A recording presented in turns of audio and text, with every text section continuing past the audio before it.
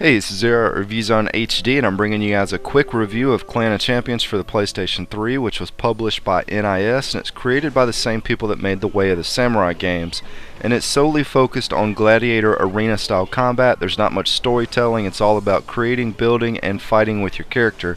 You can enhance your weapons, upgrade and learn new weapon and magic skills, and it can be played entirely offline or online. What makes this title stand out as more than just a button mashing fighter is the way combat plays out. You can equip multiple pieces of armor that includes both hands, both legs, your head, and your body, and each piece can be fitted with special gems that enhance your stats and thus allows you to build very specific different types of fighters.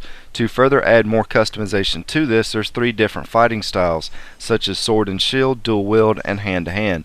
Once in combat, most of your equipment can be temporarily broken once it's taken enough damage, with your helmet and weapons being knocked to the floor until you can pick them back up. And dislodging a weapon can completely change how combat plays out. For example, my character was built to use dual wield skills and has passive traits that boost both dual wielding and axe weapons. So if an enemy knocks an axe out of my hand, I lose the ability to use my dual wield weapon skills. If both of my weapons get knocked out of my hands and I'm forced to pick up a different type of a weapon such as a sword, I lose my axe boost. So it definitely comes into play as far as the strategy and just trying to keep your enemies away from the weapons.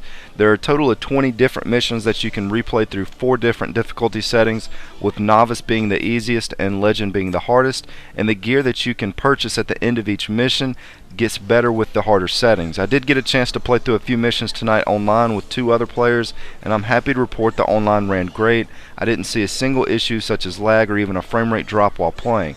Speaking of online, the title does feature player versus player combat, with the options being 1v1, 2v2, or 3v3. You can also join clans to help find other players that are actively playing the game, which was a really awesome addition, and I wish more online budget titles had this feature available, as it's really easy to figure out who to message and who to send a friend invite to if you want to play it online.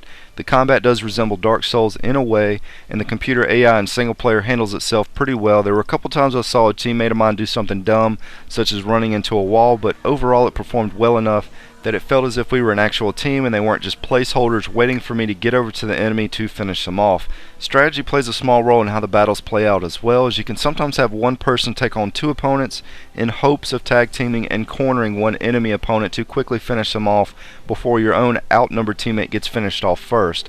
As far as complaints on this one, I didn't like the fact that I could only create 2 characters before one would need to be deleted before I could make another. I also didn't like the overly simplistic menus. They could have used a little sprucing up with as much time as you spend in them. The game does use a lot of the same enemy models, but it does a great job of changing how they fight. When going from Novice to Legend, you can see a huge difference in just how aggressive and how fast each enemy attacks, and the difficulty in winning the matches did get tough, so expect the computer to put up a fight in the harder difficulty settings. I think this game will appeal to the previous fans of the 2 Gladiator titles, and if you're okay with the entire focus being entirely on combat and building your characters, then you should enjoy this title. But if you're looking for a deep storyline or next generation graphics from a budget game, you may be a little disappointed. Going through every mission can be a bit of a grind, so if you do pick this one up, I would highly recommend making some friends that have the title and teaming up with them, as that greatly increases the fun factor. Anyways, this is Zero at ReviewZoneHD, and thanks for stopping by.